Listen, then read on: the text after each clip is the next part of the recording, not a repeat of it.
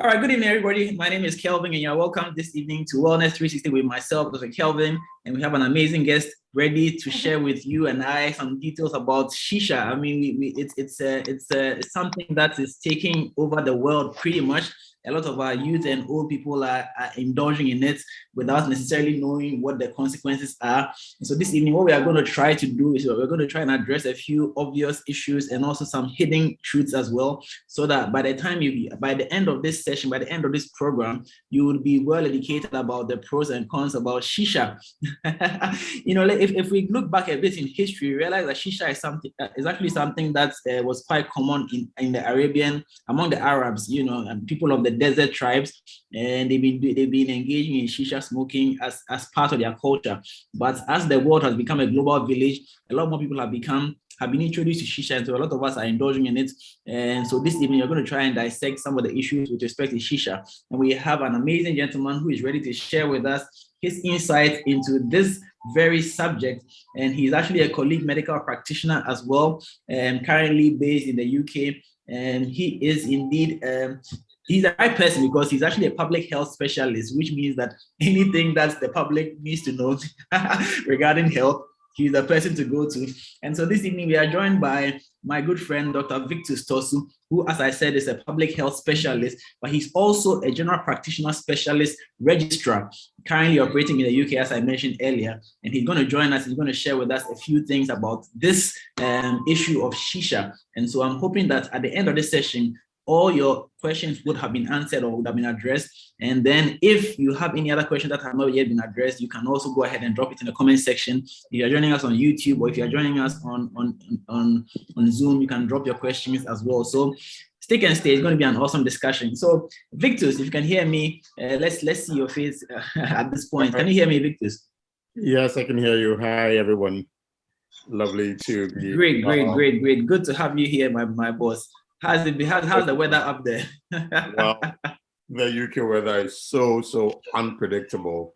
You start off in the morning with exactly, with the sun smiling at you, and in the next 15 minutes it all gets so gloomy. So yeah, nothing like the weather you are experiencing in Ghana anyways. But yeah, good. Lovely. I can imagine. Yeah, good to see you. It's been too long. All right, so let's get straight to action. Yeah. So we have an issue. Yes. Oh no. Shisha. Yes. Shisha. What is it all about? So, I guess it is worth exploring the origin of Shisha, and I think a lot of the times when people hear Shisha, it's straight up, oh, okay, that little device that comes with water underneath it. You have a little setup with pipes coming out and then smoking and sort of having fun. And but strangely enough, the word Shisha is actually an Arabic word, which means glass bottle. Okay. So strangely enough, it doesn't mean the whole smoking thing. Is actually the glass bottle that's actually called Shisha. But of course, the whole setup is what we call a water pipe, commonly known as hookah. So hookah actually describes the setup a lot more than the word Shisha, because Shisha is in itself actually just a glass bottle. But then let's just sort of take us back to some history regarding this whole thing about this device and smoking with it. And it goes all the way back to India, actually. So it is reported there are different. So when you look at the history of the water pipe and the use of the water pipe, it goes, some say it's from India, some go all the way back to the Persian region. But with the little information I dug up, it actually traces to the northwest province of India, where they actually started smoking or using a makeshift device. So it started off by using the coconut shell as a base to contain water. Then the stem of a tree was attached to it, and then the head. So then you had the base of the coconut, you had the stem, then the head sitting on it. And the whole idea was to sort of provide what it thought was purified tobacco. As you may be aware, the Indians were colonized by the British. And when they were coming in, just like they did in Ghana, they brought drinks and gunpowder, and tobacco was actually part of the items they brought. When they went to India, it was same. So when they introduced this tobacco to them, they sort of were using this device, the purpose of smoking. Strangely enough, they knew that tobacco was not good for their health. So they thought passing it through water will purify it. So then they could actually enjoy smoking. Over the years, up to about the 15th century, when the manufacture of glass was introduced in India, it was thought that, strangely, a physician was behind the brains of converting this coconut shell into a glass shell through which people smoked the tobacco. So this new device actually got passed on. And as if you look at the map, probably like ancient Africa, ancient Europe, sort of the Asian map, you can see that these Persian regions, the North Africa to some part of, even some southeastern part of Europe and some parts of Asia were literally sort of one land and colonized by a group of people. At the time, I think between the 15th century to just about the late 17th, it was the Ottoman Empire that was ruling the area. Now, this new device, this glass bottle through which people were smoking, actually was made popular by one of the sultans of the Ottoman Empire. And I think he ruled between the 1623 to about 1640, and it was Murad IV who reportedly ascended the throne when he was 11 years old. So he would smoke this hookah, this water pipe, at royal events, at diplomatic meetings. And so at some point, these leaders had, I would say, bespoke hookah devices made for them. And so you saw them take pictures with it. So it sort of became a status symbol, you know. So then if you had a hookah, it means you were indeed the boss, you know. So that became more or less like a status symbol for them. Okay. So over the period, it also sort of went down to the Iranian region as well, where they introduced flavorless tobacco into it. Over the years, now the content of the water pipe has evolved to embrace other substances. Of course, now you have sweetened or flavored tobacco, which essentially is sort of tobacco mixed with honey syrup or sometimes molasses, or in some instances they use vegetable glycerol to mix it up to give it a punchy flavor. So then as it goes through, as it's blended and it goes through the water system, what you inhale is the flavored tobacco. And let me take us back a bit. So I mean, you mentioned that way back in India, the Indians thought, I mean, in the beginning, they thought that by passing the tobacco through the water, it sort of reduced the harmful effects of tobacco. So now speaking as medics, is that really the case? Unfortunately, that was a big lie. It was actually a false assumption of the whole process, because we know definitely that in the purification process, water alone does not offer that characteristic at all. I guess in those times, we were hoping that the water will sort of hold up these particles so that it gets sort of trapped in water. So all they are inhaling is smoke, not knowing very well that the dangerous part of tobacco is actually, a majority of it is actually the gaseous component, which they were totally unaware of. Yeah. Wow. So then, ballpark, smoking shisha, is it safer than smoking cigarettes? No, it's not.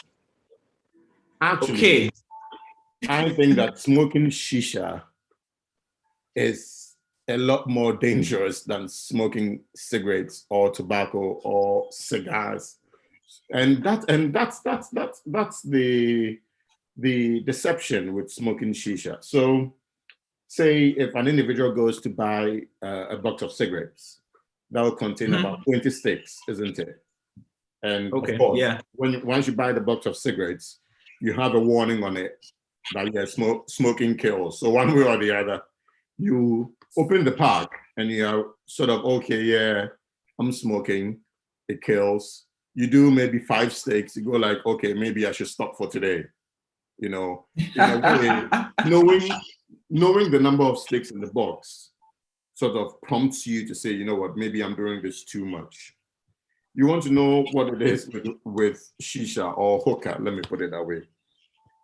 So, on the average, how long do you think an individual can spend in terms of time on the hookah? How long do you think people spend on it on the average? Well, I mean, based on my experience, what I've seen, I mean, people can actually spend a whole night, going on the hookah. Exactly. Okay. I mean, to be fair, I'm not here being a saint. I mean, when we're in medical school, I remember clearly on Friday nights when I want to go out, I go like, okay, you know what? Let me go and pregame. And there was this place called Zuzu's. You remember? Not Kaneshi, Zuzu's. I'll go there with a couple of friends, and we've got a hookah on one side, we've got beers on the other, we've got shawarmas on the other side, and this is pre-gaming. This was before you actually go out to the club that is full of smoke as well. But yeah, smoking shisha, it's actually been documented that staying on shisha for between 20 to 80 minutes, so let's say on the average about an hour, is equivalent to smoking 5 packs of cigarettes, which is 100. 5 packs? Did you say 5 packs of cigarettes? 5 packs of cigarettes, which is 100 cigarette sticks. Wait. Let's back it up a bit. You said that smoking shisha for 1 hour. Between 20 minutes to 80 minutes on the average. So we are looking, let's say if we are bang on for an hour, it's equivalent. So the smoke you inhale, the smoke you inhale, yes, it's equivalent to smoking 100 sticks of cigarettes, which is 5 packs of cigarettes. Wow. So look at that's some scary statistics right there. I mean, my heart literally left my chest. So that is it. So imagine, do you think an individual is going to put 5 packs of cigarettes in front of him, him or her, let me put it that way, to smoke within an hour? Not likely. Mm-hmm. No. But then people can do 2 rounds of hookah or shisha in a night. And literally, I think they are so you can have an individual hooked onto one device the whole night. And that is how much. Yeah. So just to reiterate here, I mean, the statistic is suggesting that if you spend an hour smoking shisha, it's equivalent to smoking 100 sticks of cigarettes. Yeah. And this is verifiable. When you go to the British Heart Foundation website and you go in there, it's written there. And that is the deception with the young people now, thinking that because it's and it's going through. I was just coming to ask you about that, because if the statistic is that, I mean, that's absurd. I mean, that's literally out of this world. How come people, I mean, how come they don't know, or we don't know? I mean, I'm a medical doctor and I don't even know the statistic. What's going on? Well, I guess one is information. That's one. I think the other thing is also the gravity of it. Because if an individual sees 5 packs of cigarettes in front of them, there will be 5 packs of cigarettes. They will be scared. They go like, okay, I can't do all of this. But it's how the device is packaged. And don't take away the fact that some of these things like drinking and smoking is also something social. And we are both in an environment where we are very much aware of how our social capital influences a lot of the things we do. Okay. True. So people are sitting there having a chat and it's just going in and coming out and sort of like sharing. It's like a shared platform, let me put it that way. One for social interaction, one for building social connections and stuff. So it is an unassuming thing. You know, people don't look at the gravity of it because they feel it's just one device that's got packed tobacco in it, and it's flavored, it's sweet, so it's not going to cause me any harm. Compared with normal cigarettes that are not so tasty. I mean, I don't know if you've smoked cigarettes before or cigars before, but they are not as tasty as shisha. Okay, so people get carried away by that sweet taste and that sweet smell that goes through their nostrils when they blow out the fumes. Wow. Yeah. I mean, this is crazy. I mean, this is literally mind blowing. I mean, and just for those who are joining right now, basically, simple, straightforward answer: shisha is nowhere safer than smoking cigarettes. And so, if you are smoking shisha, you are putting yourself in even more danger than by smoking cigarettes. Because if you spend 1 hour smoking shisha, it's equivalent to smoking 100 sticks of cigarette. So the 1 hour of shisha is equivalent to 100 sticks of cigarette. And so the perception out there is that shisha is safe. And so a lot of people are indulging in it. Well, it's not safe. And I'm learning that right now. I mean, live on Wellness360. So I'm happy that you are here to also hear live. And you're going to share this, carry this information across and inform everybody else. You know, the idea is not necessarily for you to stop smoking shisha. I mean, hey, we can't get you to stop smoking shisha, but at least you should know what you're putting yourself at risk of. You know, you should know what you're up against so that if you can minimize it, that's our aim. If you can minimize your exposure, then, you know, everybody will be happy. And I think, Victor, I think the situation of, now you mentioned the social acceptance, which is very true. And I also think that the fact that most of the time, shisha smoking is carried out indoors compared to cigarette smoking, which happens outdoors. Yeah. You know, so that is also a bigger factor, right? Because most of the clubs that do shisha, it's mostly done indoors, and that's really crazy. But can you just tell us? So, okay, we've spoken about the fact that, I mean, it's worse than cigarette. But what are some of the consequences of actually smoking shisha? What are some of the complications that you could be exposing yourself to?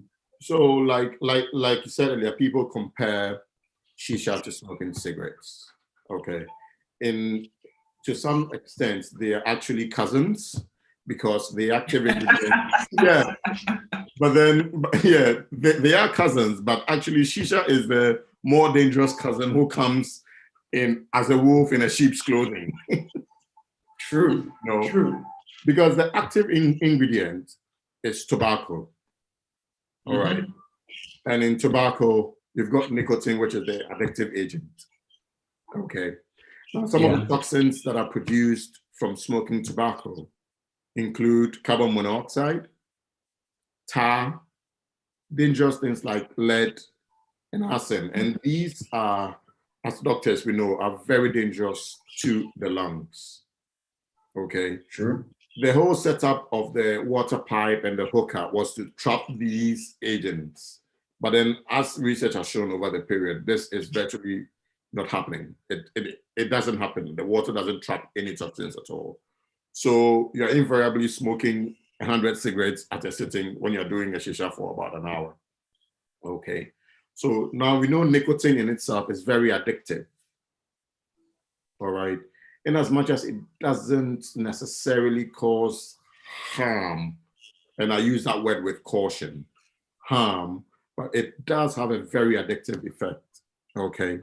So that is one common thing between them. The other thing is the tar, the toxic substance, the tar, the carbon monoxide, which actually goes a long way to affect the lungs. Now, in terms of the highest cause of cancers in the world, as we speak now, smoking tops, followed by obesity. Smoking is the number one. Yeah, and it is quite interesting that when you look at some of these things, they are essentially behavioral and things that we can actually change. True. True. Yeah, smoking in itself is the number one cause of lots of cancers, commonly lung cancers. It can cause cancers in the mouth, in the throat, commonly upper airway. Yes. Now, the thing is that it's strange that sometimes when people have smoked for a long time and have even stopped, their risk of cancers does not automatically go away. Yeah. Yeah, that's true. And that's one thing that people forget, that they think, okay, once I've stopped smoking, then it takes away everything. We encourage people to stop smoking here because it reduces the risk, but that does not take away the risk entirely. I've seen people who've stopped smoking for 20 years. They come in and they say, okay, you know what? I'm having difficulty in breathing. And the first thing that comes to mind is, look, I need to get a chest x-ray. And there are some who stopped smoking 20 years ago, and then you go and do the chest x-ray and bam, there's a mass there. Now you're very careful what to say in the discussions, because of course, like we know as doctors, a cancer diagnosis is a tissue diagnosis, isn't it?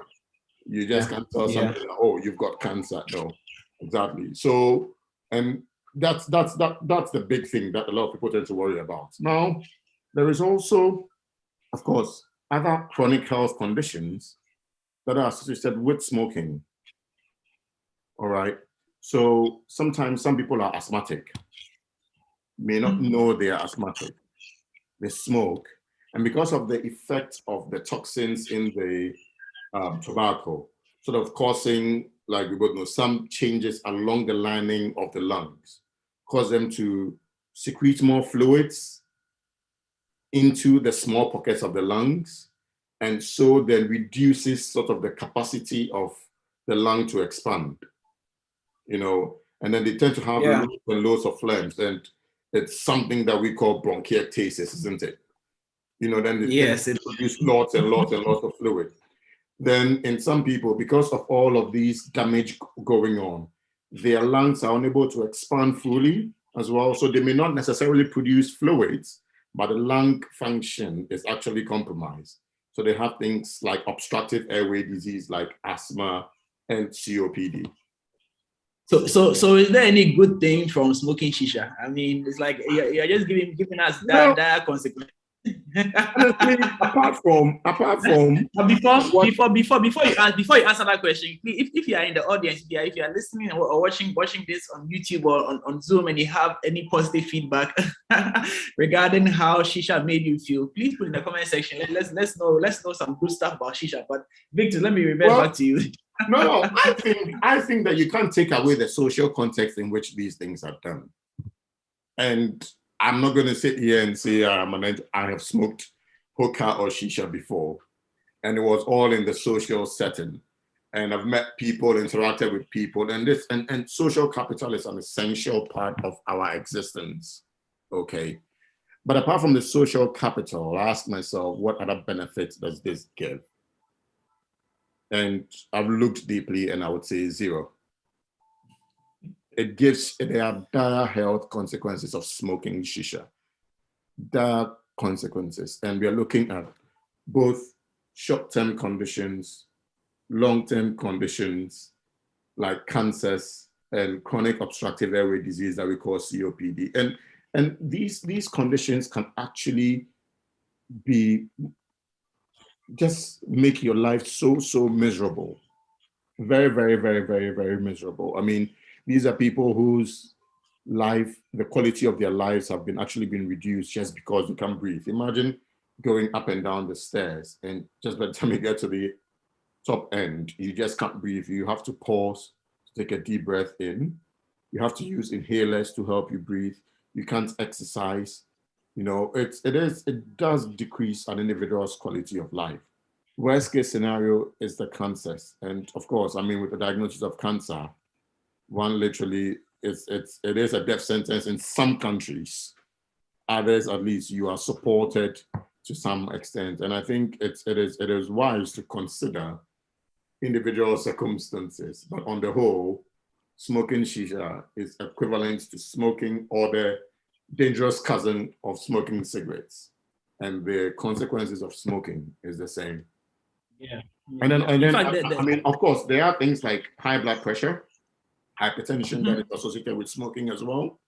Yeah. And also sort of increasing risk of peripheral vascular disease. So invariably, because your blood vessels, so what smoking does to some extent is reduce the diameter of your blood vessels, and then causing damage to the blood vessels. So invariably prevents blood from getting to some organs and sort of causing some of the organs to die off. So those are some of the things that actually you don't see happening, and over the years develop with constant smoking. I mean, it's really it's amazing how little respect we put on shisha. I mean, people just dive into it because of the social acceptance, like you mentioned, but it's really a big deal, and that's why we are having this conversation this evening. And I do hope that somebody is learning something out of this and is going to, I mean, of course, if you are smoking it because of the social capital, maybe you are going to sign a deal with some Saudi prince, and he says smoking. Hey, even I will smoke it because Charlie, the deal is very important. but if I can't really identify any positive thing I'm going to get from smoking the shisha, I mean, I would definitely advise that you avoid it. I actually read somewhere one other reason why shisha is even more dangerous than cigarettes is that if you pick a stick of cigarette, you realize that at the bottom half of the stick is a filter. So actually, exactly. Yes, actually the person smoking a cigarette is somewhat protected, but that filter mechanism is not available in shisha. So you smoking the shisha, yes, you're actually taking everything in. And so the damage you're causing to yourself is far more significant than somebody who's actually smoking cigarettes. And so that should paint a picture for you right there, And then the second thing, the other thing that they also mentioned was infection, mouth infection. Because of the social thing, and people share the pipe, so you can actually catch an infection from somebody without even knowing it. Charlie, I think in most recent times, they actually give you individual sticks on the individual tops that you can actually attach. But then, of course, I mean, with COVID, with respiratory infection, somebody breathing in and breathing out through the same pipe, you could actually catch something. Yeah, exactly.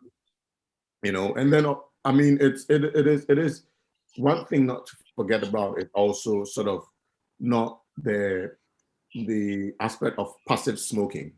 So even if you as an individual, you are not actively smoking, but you are sitting in the company of people who are smoking shisha, there is also something to be said for passive smoking and also the risk that it poses to you as an individual. So if you're out with people, like Kelvin said earlier, if you're outside, of course, your risk is generally a little lower, not gone away, but we wouldn't encourage you to have passive smoking either. So I just came across an article about the fact that FDA Ghana is saying that they have not given any permits for any joint to be smoking shisha. There's no legal. There's no legal shisha joint in Ghana according to FDA. I'm sharing the screen, so I'm sure you can see. And also somebody messaged me that they don't know what shisha is. So I've shared a picture so you know exactly what it is that we are talking about. So if there's no legal place where they're actually selling, they're supposed to indulge in shisha, the question I ask is, how come there are so many places that are actually doing it?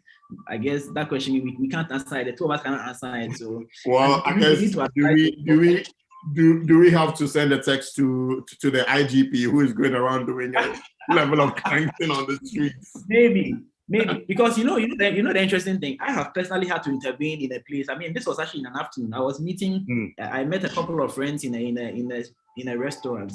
Okay. Yeah, it was a restaurant, and then on the other side of the same restaurant were these guys, JSS students who were actually smoking shisha. And I was livid. I was like, what's going on? So I actually called the manager and confronted the manager, and thankfully they went and took the shisha from the children. But you see, we all know that once we left there, they're going to give it back to them. Yeah, but then it's interesting. Is there a legal age limit to sell these things at all? There is, but that's what I was saying. Who is enforcing it? I mean, it's a problem. But as we are getting more educated about these things, I'm hoping that people are going to be more conscious. Like I said, our aim is not to get you to stop, but at least you should know what you are putting yourself into, so that you can make an informed decision. That's basically to some extent what it is with like tobacco, cigarettes, cigars, and shisha is that what makes people keep going, sort of keeps drawing people to it. It's the nicotine that is in it, and that's the addictive part. So in terms of support, like smoking cessation and stuff, I mean, there are things like nicotine gums, nicotine patches that can sort of give people that feeling that they get. I saw somebody writing there that, oh, shisha gives them a bit of high, you know. So that's high that you get from the nicotine. So when you can replace those with gums, with lozenges, with patches. I don't know how much of that is available in Ghana, but I guess it's something that can be explored. Yes, exactly. And so when you have the nicotine, it gives you that same feeling, but then it takes away all these toxins that are dangerous to your health, you know. So those are things that people can actually look into, because the addictive part in this whole thing is the nicotine. And once you can get the nicotine in another form, at least you take away all the other toxic things that poses the danger to your health. So basically, you can eat your cake and have it. That's all. You can eat the cake and have it by just having the nicotine replacement therapy rather than to smoke. But I guess it's also like we had agreed on earlier. It is a social thing, isn't it? Because most people, I think, in Ghana won't have. Well, I may be wrong, but most people who smoke shisha around won't have a shisha or a hookah device in their homes. Well, some people do actually. Yeah. but then what is the majority, you know, in terms of the distribution? Yeah. So if a lot of people are doing it because of the social reasons, and they could look at a way of modifying their behavior, and if it's the addiction, then possibly look at things like, you know, getting the patches on. And if I may ask, how much is it? Is it expensive? Well, I mean, I don't know the exact price, but I mean, usually, especially because of the where people indulge in, I mean, they go to these clubs, they go to these restaurants, and in these settings, there's already a markup on the markup. So in those settings, it tends to be expensive, you know. But I don't know the actual cost of the tobacco pack on the market. Maybe one of our audience can help us how much it costs, you know, when you go to a club and you want to do a shisha, whatever they call it. Well, I mean, right here when I'm talking to my somebody just said it's about 100 cedis and above. Okay, know, so that's expensive. That is expensive, exactly. So that is quite expensive. And I always when I'm talking to people about these things, I always ask them, how many do you smoke in a month? So if you're smoking it every weekend, that's 400 cedis. How much is your salary? What percentage of that is it?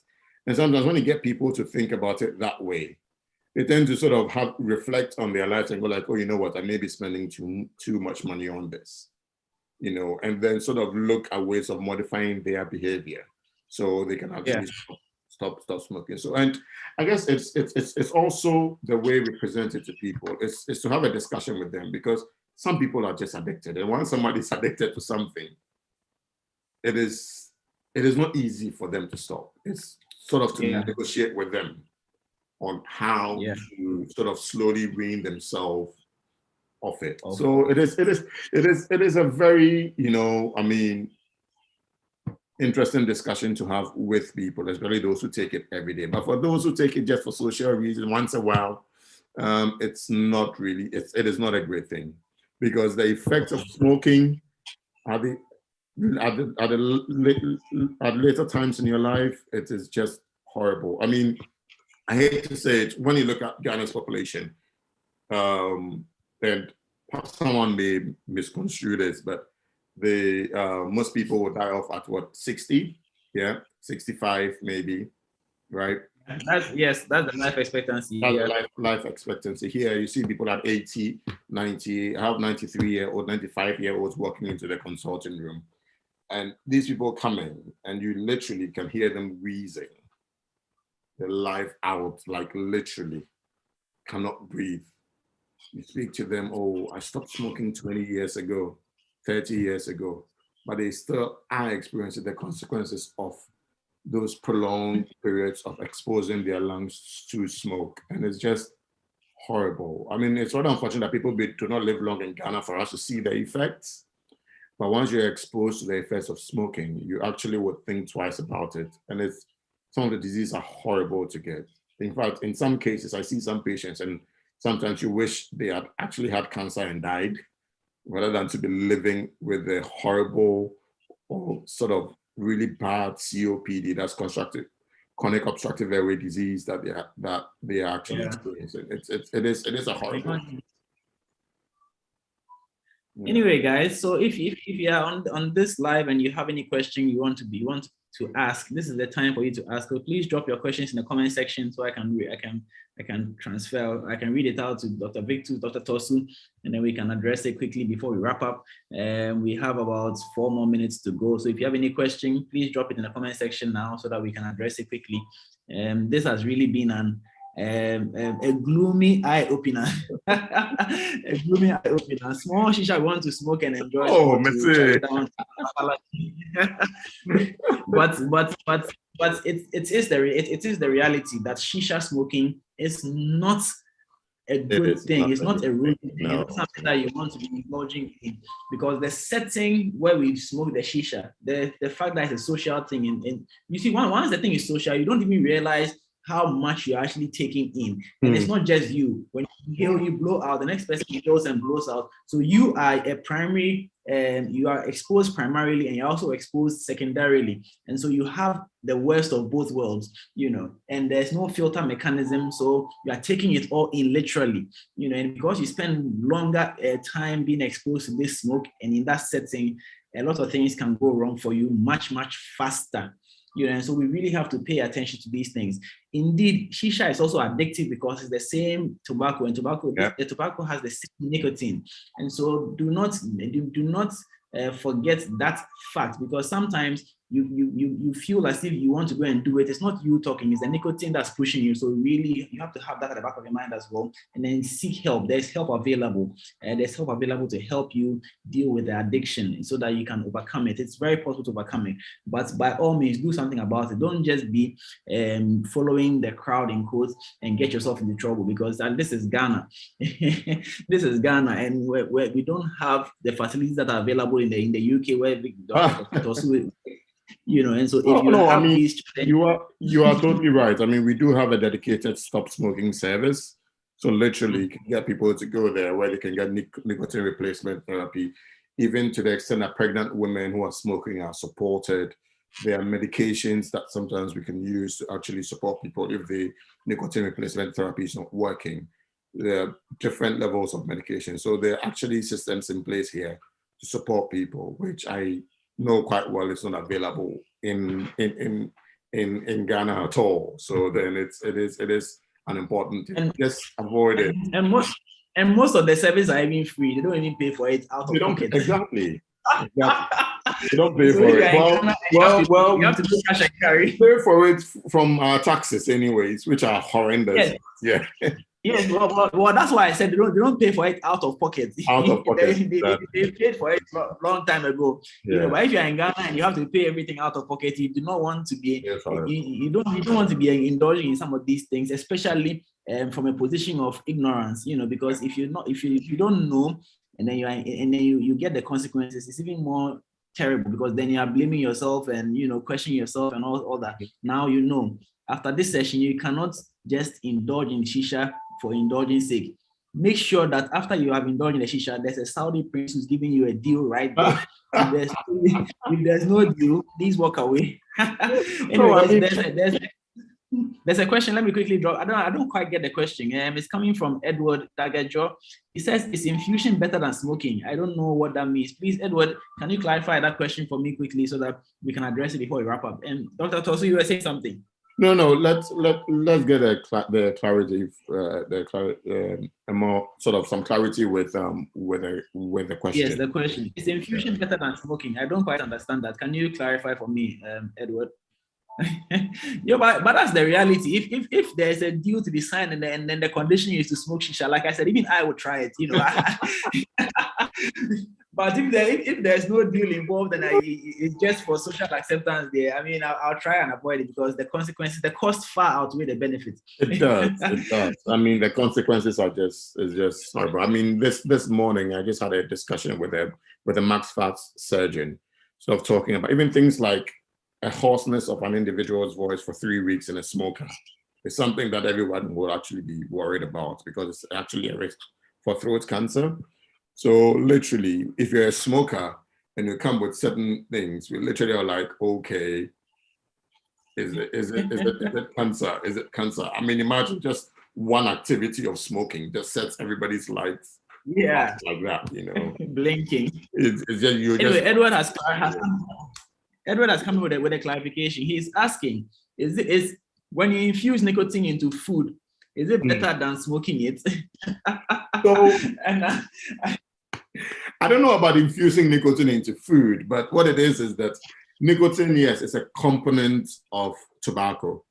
You find it in cigarettes, you find it in cigars, you find it in what it's the tobacco that's put in the water pipe, the shisha, and that is addictive. Okay, and the thing with nicotine is that, in as much as it is addictive, it does not sort of cause these lung problems or this risk that we are talking about. It is the other part of the tobacco, which is the tar, the carbon monoxide you are inhaling, the toxic chemicals that are in it, that actually causes the problem, which is why when people are encouraged to stop smoking, we give them nicotine replacement therapy. So this gives them the nicotine that gives them that feeling and takes away all these toxic substances. Infusing of nicotine into food, I've not come across anything like that. So I wouldn't be able to answer that directly. Yeah. And I have a comment from YouTube as well. Somebody is saying that the funny thing is that there are people, well, Abner Bridgestrom is saying that the funny thing is that there are people who open a tab at these bars and pay at the end of the month for the drinks and the shisha. Charlie. Oh, really? So they are front loading they're front loading the shisha smoking, is it? I tell you. Oh no. Anyway. All right, Dr. Tosu. Please, thank you very much for your time you spent with us. That's been quite an enlightening session. But I'd like to know if you have any final words for our audience regarding shisha. Well, I think in general, I think the take-home message is that just know that shisha is the cousin of cigarettes, and it's that wolf in sheep's clothing. Spending an hour on the shisha device is equivalent to 100 cigarettes. And the consequences of smoking shisha is equal to that of smoking cigarettes. And just be mindful. I think we are all adults. And the most important thing I tell my adult friends is that if you are taking a step, and you should be aware of the consequences of the decision you're making and be ready to face the consequences thereof. If you think you're not ready to face those consequences, then reflect and advise yourself. Thank you very much. Thank you very much. Be ready to deal with the consequences of whatever action that you take. That's what we set out to achieve, and I hope that we have done just that. Okay, so just before we sign out, Edward is saying that the infusion he was referring to is actually in relation to weed, as in Indian hemp. Oh, okay. So actually, so that's the thing, and that's also one thing that a lot of people don't recognize, that sometimes these devices, these water pipes, are not really tobacco. Some people put hashish in it, some put opium in it, some put cannabis in it as well. As for the effect of cannabis and such, it's not a discussion for today. But then, yeah, that's one of the things that people should know, that there are some places they may actually give you a combination, and I'm sure sometimes people even request these combinations. Yeah. So yeah, you just be wary of what you're doing. Ideally, abstain from it, you know. But then if not, at least you're aware of the consequences of the decision to smoke shisha. All right. Thank you everybody for joining this session. And we had feedback from you guys, and that's why we shifted the platform to Zoom and YouTube. And people were complaining that the Instagram was a bit difficult to keep up, and so we are hoping that this Zoom session is a much better alternative. And so do give, if this was your first time, drop some feedback. Let's know that you actually let's hear from, let me get your feedback so that we know how to go forward with this session, because the Wellness 360 is definitely here to stay. We just need to figure out where it's going to stay. thank you for joining me this evening. I'm excited by your presence and your contributions, and I'm happy that I'm happy with the information that we got from Dr. Tosu as well. And I know that when you invite him for another session, he's going to come and give us some more support. Victor, thank you very much for your invitation. Hey, thank you for having me. Thank you for having me, bro. Yeah. All right, guys. So honestly, we'll return next week. Yes, we will return next week with another installment. So stick and stay. Don't miss next week's installment at 7 p.m. Thank you very much and have a lovely, lovely evening. All right. Cheers, everyone. Bye-bye. Bye.